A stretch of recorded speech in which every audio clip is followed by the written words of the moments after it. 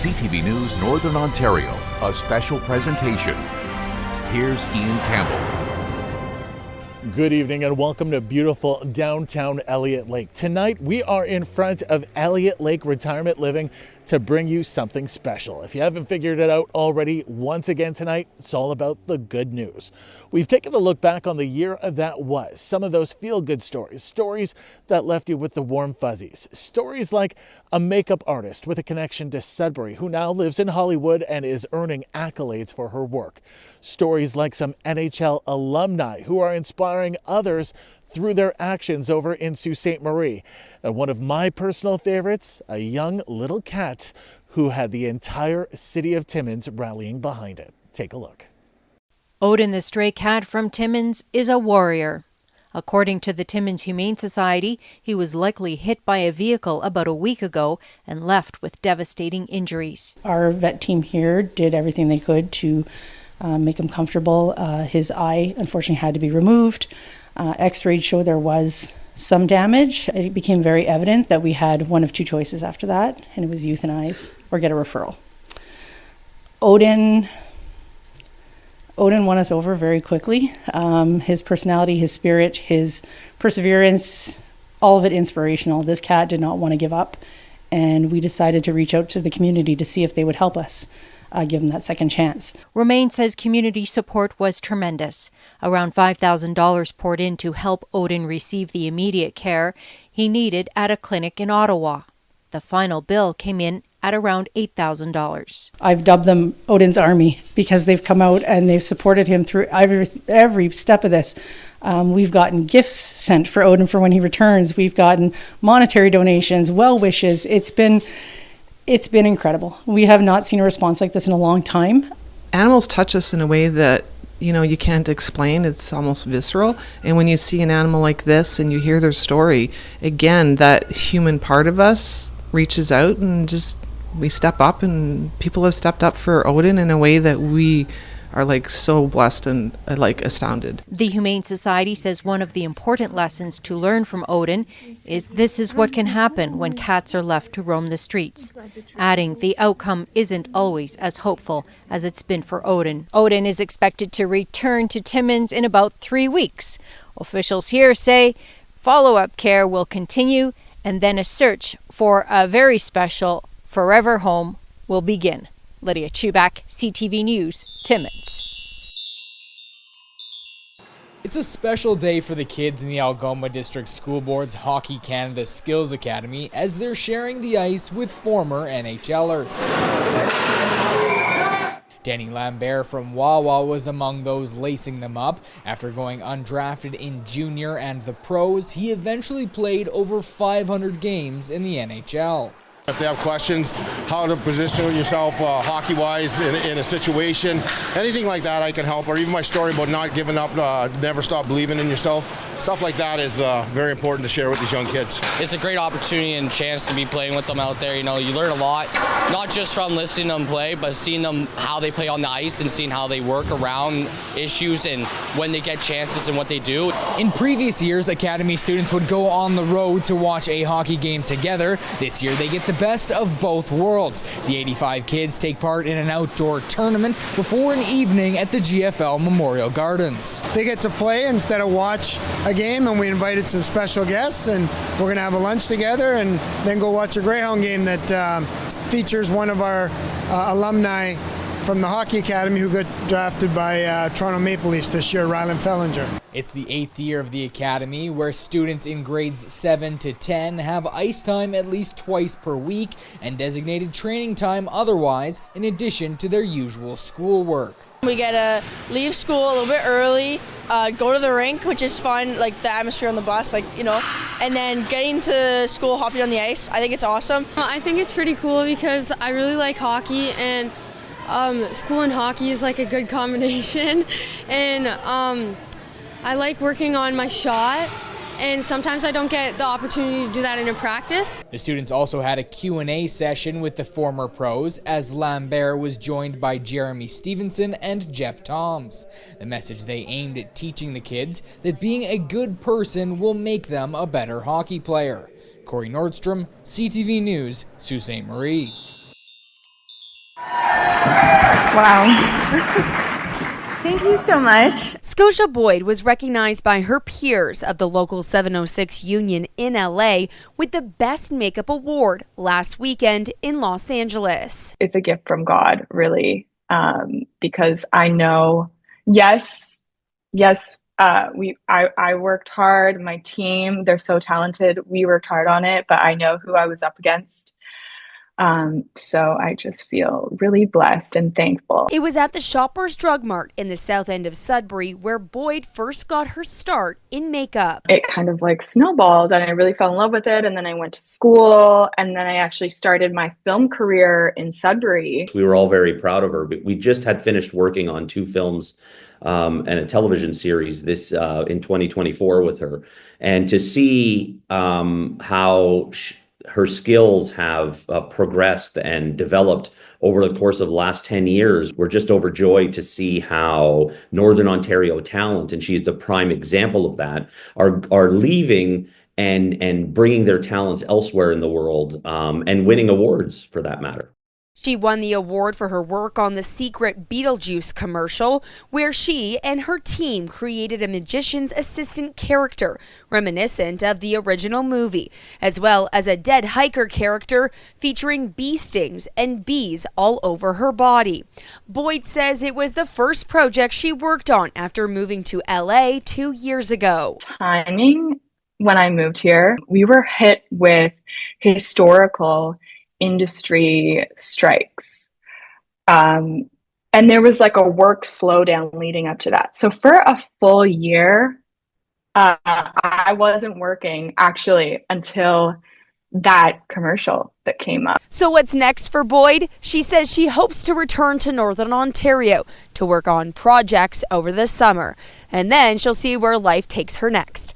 Lindsay Alick, CTV News, Sudbury. A big old congratulations goes out to Scotia, and what great news about Odin. What a little sweetheart. Definitely defied the odds though. Glad to see he is doing much better. There's still more to come, including a story about a European politician who came to Sudbury City Hall this year looking for friends. Speaking of politicians, we have to head out for a commercial break, but before we do, here's a few messages from a few of your favorite ones who wanted to wish you a happy holidays. Graydon Smith, MPP for Parry Sound, Muskoka. I'm here at the amazing Santa's Village gift shop. And you know, whether it's picking up gifts from your favorite shop like this, or maybe a Main Street shop, visiting a local market, or grabbing a coffee at your neighborhood cafe, every purchase you make makes a difference. Make them local this Christmas. Support your local businesses, support your friends and neighbors, and most of all, have a joyous Merry Christmas and a Happy New Year. Hello friends, thanks to CTV Northern Ontario for this opportunity to share heartfelt wishes. And thank you to our communities for your support this year. May your Christmas be filled with joy, family and giving, and your new year bring health and happiness. Joyeux Noël et bonne année.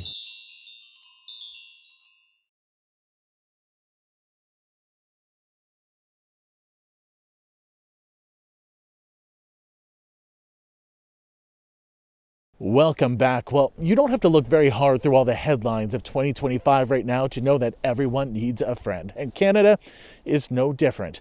The world is changing, and that includes economic relationships. And one European ambassador came to Sudbury this year in hopes of cementing that friendship. But first, we have a story about a local Olympian who is inspiring others, and a luncheon of hope that saw some amazing guest speakers come to town, all to raise funds for cancer research. We both decided to press pause. Team Broadway delivers a message about friendship, perseverance, and passion in the face of adversity at the Luncheon of Hope. Catherine Reeford is a brain cancer survivor, and Craig Ramsey is her best friend. Craig was the one that made me go to the hospital, and that's when I discovered I had terminal brain cancer. I was given 2 to 6 years to live. It's now 12 years past. I had an awake craniotomy, proton therapy, and 4 different kinds of radiation. Our friendship is really special, and we hope that everyone has a Catherine or a Craig in their life, because we put ego aside and we're there for each other unconditionally.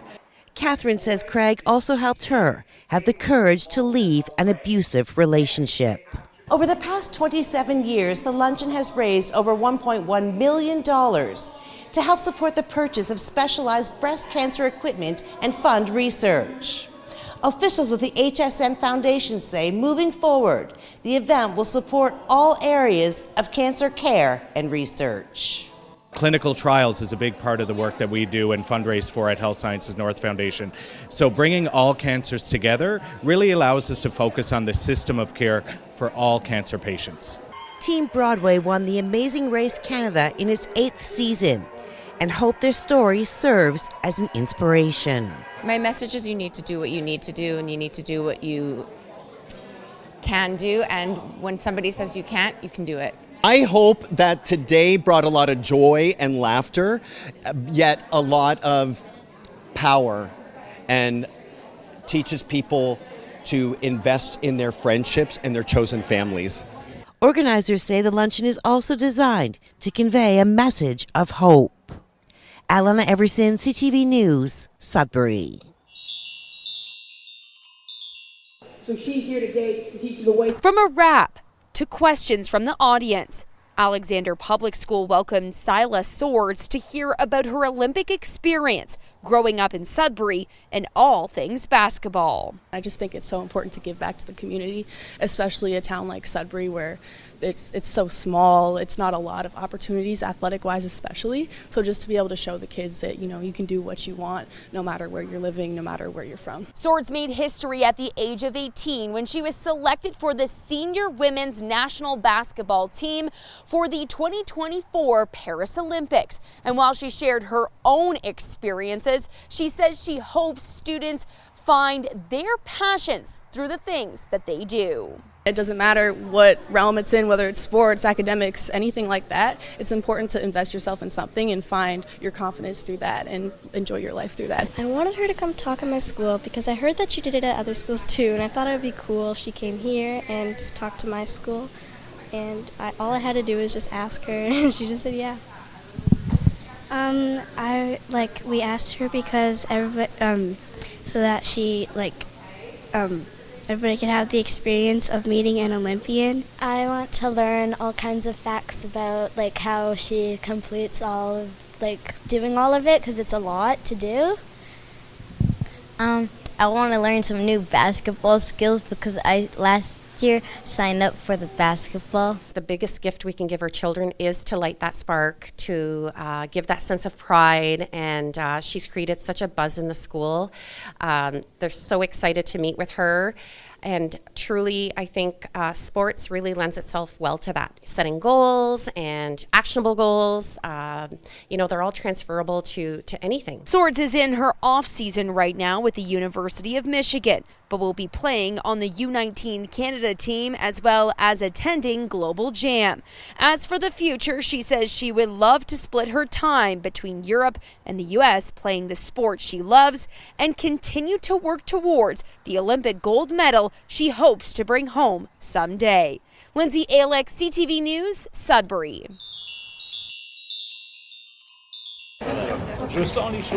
The France flag is raised at Tom Davies Square in Sudbury to honor a visit by the country's ambassador, Michel Murier. The mayor confirmed he was having a sit-down with the ambassador, including discussing economic exchanges with the potential for more conversations. Very interested, in beefing up our relationships with Canada and the provinces. What is very important is just to identify the specificities of some cities, and this one is a capital of mining, and it's an issue of deep interest. So certain countries, even though we've been doing this for hundreds of years, are discovering the importance of Sudbury and the supply chain when it comes to battery electric vehicles, as well as is just the importance of the critical mineral file. So we'll be more than happy to have those discussions with them about the potential of Sudbury, the right investments and the right partnerships of how we can strengthen both of our economies and diversify around the world. At the flag raising and welcome for the ambassador, there were words to celebrate the French language and culture and how Canada is a big part of that. Oh, this is very meaningful. That the ambassador from France take the time to come to Sudbury is something that hasn't happened in over 30 years and really shows that we need to tighten up our relationship with France. We have a good relationship with France. The ambassador says another point of discussion with the mayor is connecting universities in mining engineering and innovation. He called Canada an ally and a friend. Alana Everson, CTV News, Sudbury. Well, it was a banner year for the province's Franco-Ontarian community, 50 years of the Franco-Ontarian flag. We'll take a look at that and more when we return after this commercial break. Keep it here. You're watching the good news of 2025.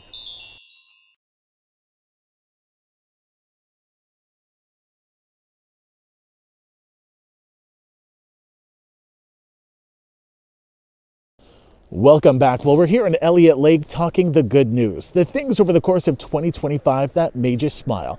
And what better news stories than the ones focused on the polar bears? The polar bears at the Cochrane Polar Bear Habitat this year got a special treat thanks to the generosity of one farmer, and what a massive treat at that. And the city of Sault Ste. Marie got a visit from the Fox family. But first, it's been 50 years since the Franco-Ontarian flag was created in Sudbury, and that led to one special Saint Jean-Baptiste Day. The symbol for Franco-Ontarians is hoisted by dignitaries outside the Jerry McCrory Countryside Sports Complex to help mark Saint Jean-Baptiste Day in Greater Sudbury, the birthplace of the flag. It's an opportunity to get together, certainly to showcase certainly the importance of the culture in our community, but also maybe having open a conversation to realize, you know, the involvement as well as the contributions of the Francophone community in our great city. Saint Jean-Baptiste Day is a national holiday in Quebec, but Francophones across the country also celebrate the patron saint, including in Northern Ontario. It's about honoring culture, heritage, traditions, and the French language. Most Franco-Ontarian in Sudbury are bilingual and will switch to English whenever it's appropriate. But at the same time, we keep this deep down cultural pride that we belong to this culture. We made our community better because of our culture, and we wanted to continue. Roughly 1/3 of the population in Greater Sudbury identifies as Francophone. 35% of the population says that they can keep a conversation in French. That means 35% of the population speaks French. Those that identify as Franco-Ontarian, as first language, etc., we're down around 25%. The green and white flag was first flown in Sudbury on September 25th, 1975, but it wasn't recognized as the emblem for the Franco-Ontarian community until 2001. Despite that difference, plans are in the works to celebrate that 50-year milestone this fall. Angela Gemmell, CTV News, Sudbury. At this time of year, Henry and Ganuk at the Cochrane Polar Bear Habitat get a hankering for pumpkin. So pumpkin is actually it's kind of an empty food for them. It tastes really good, but it does just go directly through their digestive systems. It doesn't really do anything for them. There's going to be a lot of pumpkin poop for us to pick up in the coming days. 80 Creek Gardens personally delivered the giant award-winning squash from the Port Elgin Pumpkin Fest to the habitat. It otherwise would have been composted. It's actually my buddy's pumpkin. I left mine behind and brought his home because mine had a little soft spot, so it wasn't going to last a whole long time. So it's Atlantic Giant Pumpkin, and it's 1,481 pounds. Officials say the bears thoroughly enjoyed the pumpkin once they realized it was food. Henry actually came out and didn't know what it was, and got actually quite defensive toward it. He started showing some defensive behaviors because I think he was just quite shocked at this new thing in his enclosure. But once he was able to investigate it, and he realized that it was nothing to be afraid of. We probably watched them for 45 minutes, just chewing at it, pulling at it. Then she gave me a tour of a bit of the other stuff they do while we were there. So my daughter was with me. It was pretty fun to watch. I'd never seen that before. The pumpkin party happened Sunday as a way to celebrate Polar Bear Week, which coincides with the migration and congregation of polar bears on the Hudson Bay coast. Baxendale Young says it's a good time to talk about the creatures and how to protect them. Unfortunately, it's too soon to say that we've seen positive changes just yet. Climate does go up and down every year. Some years we have good winters, some years we have bad winters. The Cochrane Polar Bear Habitat is hosting more events throughout the week, including a virtual art lesson and $2 visits on Saturday. These events round out the busy summer tourist season as the Habitat gets ready for snowmobiling season. Habitat officials say they've been putting a lot of effort into marketing the Habitat, including the installation of 2 new highway signs and keeping up with its social media platforms. The threat of closure, they say, is a thing of the past. Lydia Chubak, CTV News, Timmins.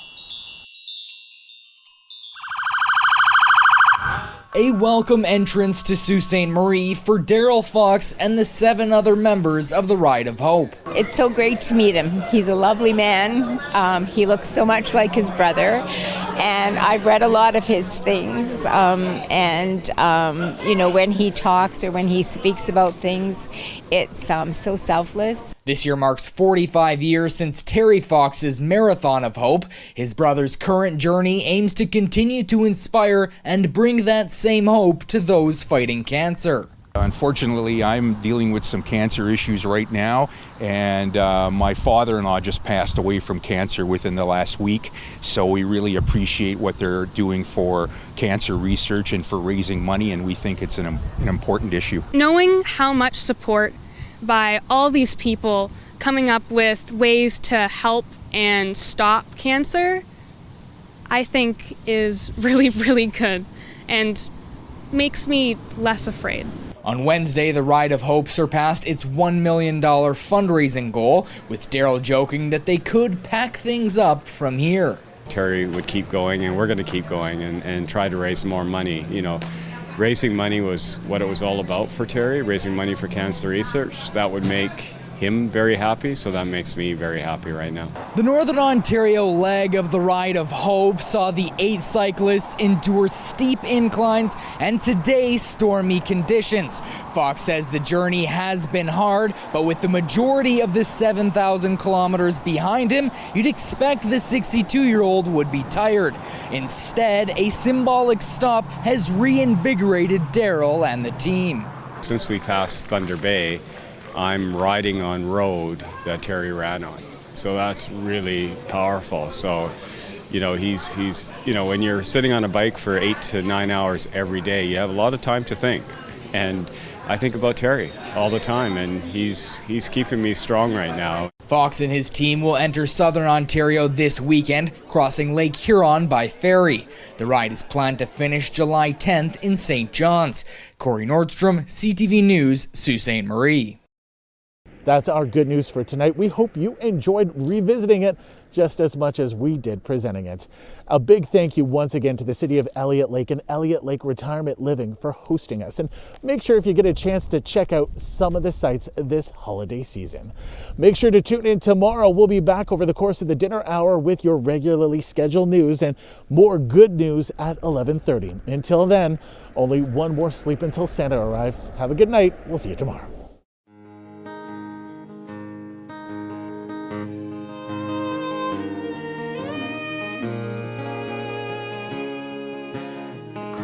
Sing carols, bells are ringing, streets all bright. It's Christmas all around me, so why is Christmas hard to find? December snow is falling down like I am to my knees. I can use some hope right now, 'cause right now hope is hard to see. Help me still believe.